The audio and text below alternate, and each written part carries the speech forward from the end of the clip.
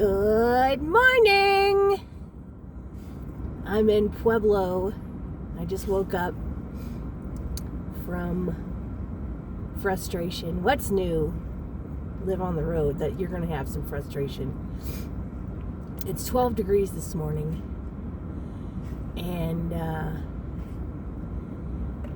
so last night I filled up what I thought would be enough, which I was wrong.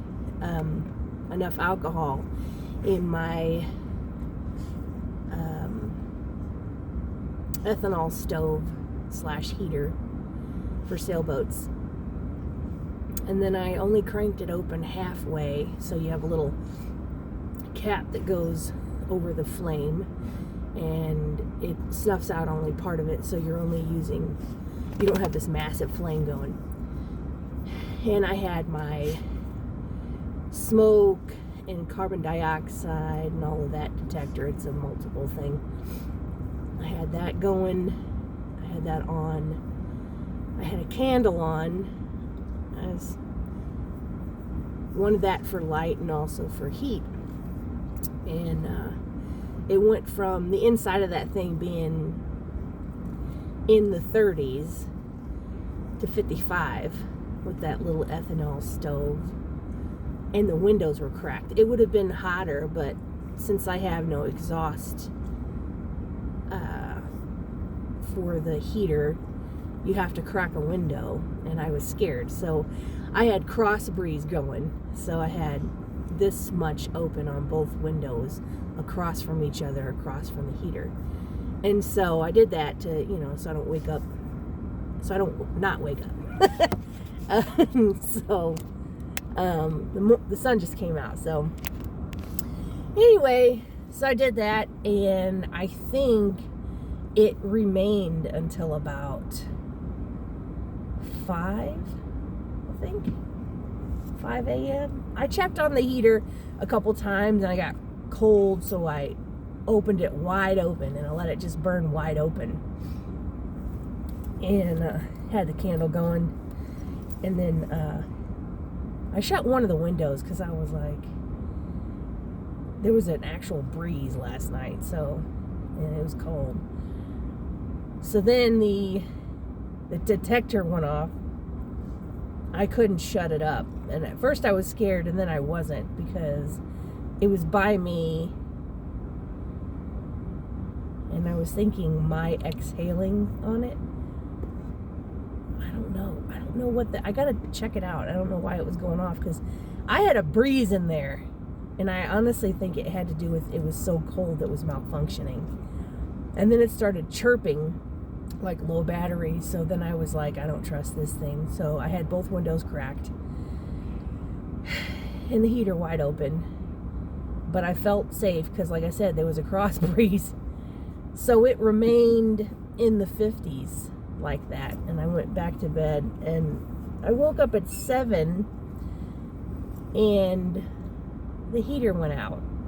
What's great about alcohol is when you burn out the heater, or it's blown out, which can that's one of the things with alcohol. It can be blown out pretty easily. It's okay. It's not going to kill you. It's kind of like if you run propane and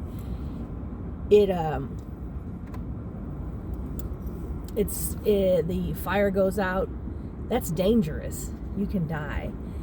But with alcohol, it just poof, and the fire is gone, and it's not a big deal. That's kind of one of the reasons why I picked it. Well, I overestimated how much hours it would burn for.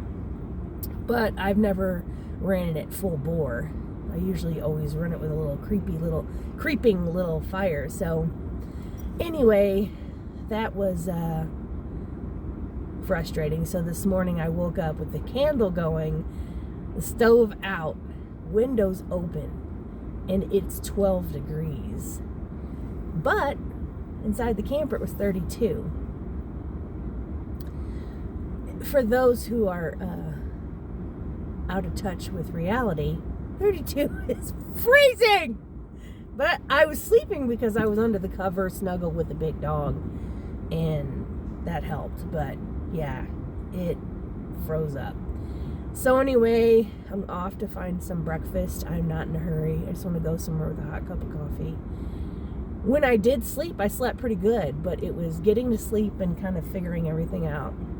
Not to mention I stayed at a Walmart and a Walmart parking lot, just because I could. And then I see in the morning it's got a big sign in the back, can't park overnight, which is like all Walmarts let you. So I guess that's a new rule now, trying to squeeze people out, which sucks. Stinks. So I did it anyway. I didn't see the sign. Nobody knocked on the door. If they would have, I would have pulled up and, scrambled to find a hotel, or I would have gone to a McDonald's and parked there, because if there's lots of light, I'd park in the back of a McDonald's with the lights overnight. For anyone who says nomadic living is carefree, they would be right on a couple levels. It is fun, liberating, and awesome when you can land in a place, but getting somewhere is hard. If I had a van or a small van RV that they have, that would be so much easier. But pulling something, you have to think ahead, and it's not something I haven't dealt with in the past. I've been doing this for a half a year now. But yeah, last night was frustrating, and it was really cold, and I was like laying in bed going, that's it, I'm buying a generator today, because it's so easy to heat this trailer with just the smallest amount of electricity. But I didn't have any. But the thing is, it sounds like I'm going to be getting rid of the trailer. And although I'm buying a nice Airstream, and I'm never going to take another freaking job in season anywhere again. So usually I go off season. So Florida in the summer, and it's miserable. It's good money and there's lots of housing. You go in the winter, there's snowbirds, you're not going to find housing, and they pay you half as much as they will in the summer. So I'm going to Arizona in season, which is wrong. It's wrong. I made that policy when I started this last December. Always go out of season, because you can find housing. Like, you can't find housing for a camper in season anywhere. Florida, Arizona, it doesn't matter. So here I've gotten this great paying contract in Arizona, and I'm struggling with housing, and I can't blame anyone except myself. I broke the golden rule. I have studied, and I know how to do this lifestyle and make it work, and I broke the golden rule, and that's why I'm suffering. So anyway, that's that. And it makes you question everything that you're doing. You're like, well, maybe I shouldn't get it. Maybe I should just don't get the trailer and just, live in a hotel. And the thing is, realistically, you can do that. But let me tell you something. When you stay in long stay hotels for your whole life and have no home, and everything you own is in a Rubbermaid, it's totally doable. But I'm in it to win it. I'm not doing this for 12 months straight. I'm doing it for a couple of years. And let me tell you, that gets old quick.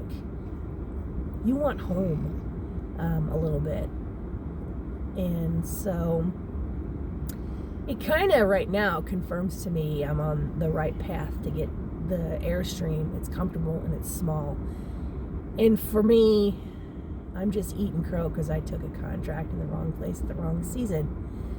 But this morning we're going to get some good coffee. I'm going to read the Bible and get on the road to a national park, and then head to see my family. And since I don't have a generator, even though I want one, I need to get one for my Airstream, I'm going to wait on that because I just don't want to spend that right now, which means I'm going to just stay in a hotel